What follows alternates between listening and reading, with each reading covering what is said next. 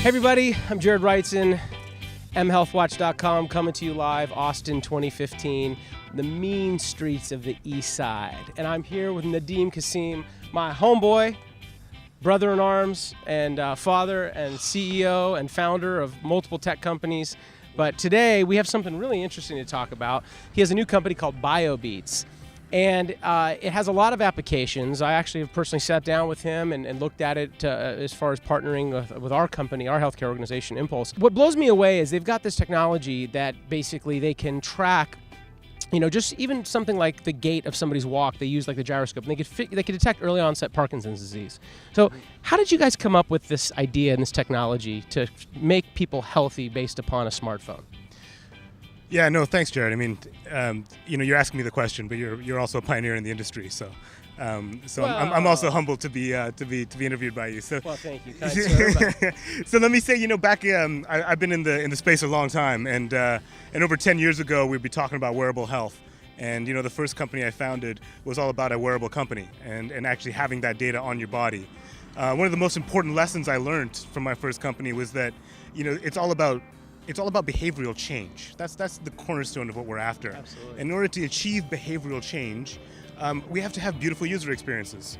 So it doesn't matter what the wearable is or the device is or whatnot, it just has to be beautiful and easy to use. And simultaneously, the less the human has to do, the better. Yeah, so we were talking about this earlier, this sort of idea of being able to collect data and information on somebody's health in a passive way. Yeah.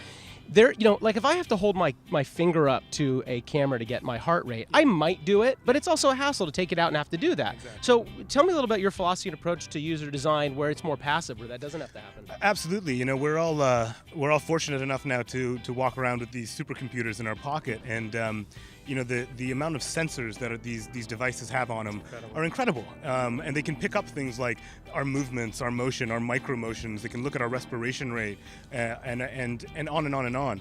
And so having a passive experience, whether you're wearing a device on you, a smartphone on you, or a wearable device like a watch or whatnot, automatically detecting this data is critical. And then more than automatically detecting it, is actually giving some kind of passive experience, some kind of feedback back to the user why it's interesting. I remember one time you were talking about there's this thing called micro breathing, and based upon these micro breaths we take, you can actually detect heart rate. And so again, talking about passively collecting data, could you figure out my heart rate simply by holding my phone? Interestingly enough, yes. If you're sitting still, the accelerometer within your phone can actually detect these micro movements, and we can understand if you're actually taking a belly breath or not, if you're doing a shallow breath or a deep breath. And from this information, we can start deriving kind of the average beat of your heartbeat. Respiration is connected to the heart rate variability. And so because these things are so interconnected, we can pick up and, if you will, manipulate through the technology. Simply by holding the phone, I could eventually get that information back to my doctor, and the doctor could see an irregularity, get an alert, power a message that could be sent to the doctor. Yeah, it can look at irregularities in your heartbeat, irregularities in your motion, in your movements, and it look at anything from a heart attack, as you said, to anxiety. Wow. Well, so what you did is the name of the company is called BioBeats, right? Absolutely, yeah, at biobeats.com. And so instead of just being like a total geek and saying like, hey, we're just going to use this technology for healthcare, Nadeem, of course, has to make it a little sexy and needs to, bring in this aspect to the company that personally I think is awesome, because we live in Los Angeles, and so we're really used to this sort of entertainment lifestyle. But you now can, based upon the biorhythm of somebody, change their playlist, their music playlist. Yeah, no, absolutely. It's a vision I've had for a long time, and it's an evolution or a revolution where we need to merge entertainment and healthcare. If we don't merge entertainment and healthcare, it's not actually going to be usable and friendly and sexy and beautiful. And when healthcare becomes those things, is when people are actually going to start engaging. They start caring about it. People care about their health when they can see it. Vanity is something we all have within us, right? So if you have a blemish on your skin, you're gonna go take a look at it. But it's not, the plaque building up in your heart, you can't see, so you don't care. It's really all about what you can see. And so when we start giving this information back, when we start looking at these irregular heartbeats or this sleep pattern that's horrible that you're going through and show it back in a beautiful format, now I care. now I care. That is so true. So you're using entertainment to make people care more about their health. Yeah, and engage more. So it's a much different thing if you're sitting at a doctor's office taking your heartbeat, or sitting at home using a heart rate monitor and looking at your heartbeat.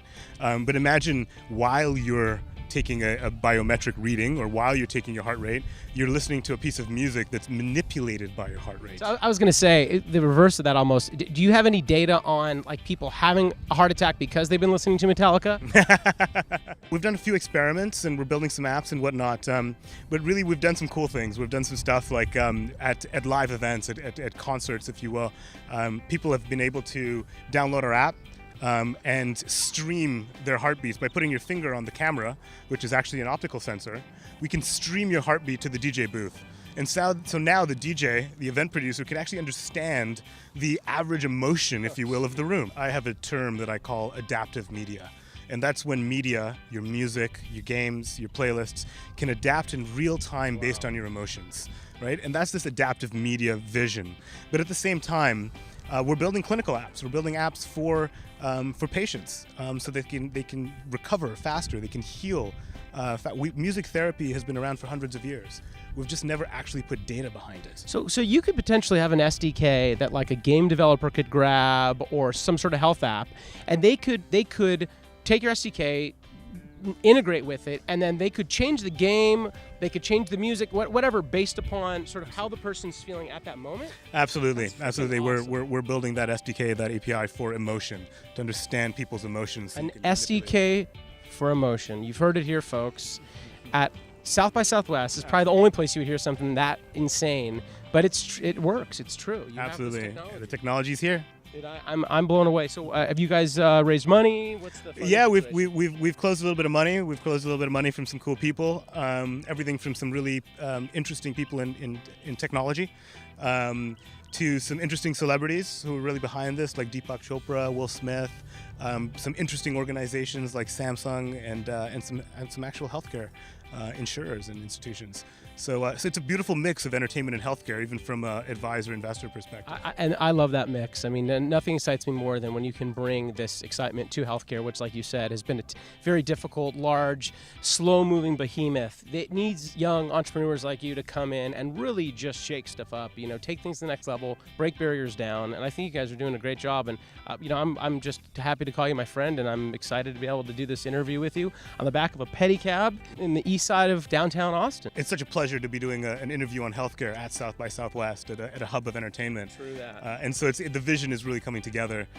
So beyond checking out biobeats.com, really take a look at this new wave of digital health and engage in it, and the companies that myself and yourself and all your viewers look at. And lastly, anything for entrepreneurs out there you want to say? Any advice? For entrepreneurs, it's really the best time that you can probably, if you've heard it a lot of times, but everything from the wireless technologies and the way the battery power is right now, and technology is available to create world-changing products. So dream big and just do it. People will fund you, people will back you. Dream your vision and do it. Make it happen. Make it happen, man, like you and me, baby. Yeah. Well, hey, thank you guys so much for watching. I'm Jared Reitzin. This is Nadeem Kassam. What's up? South by Southwest 2015.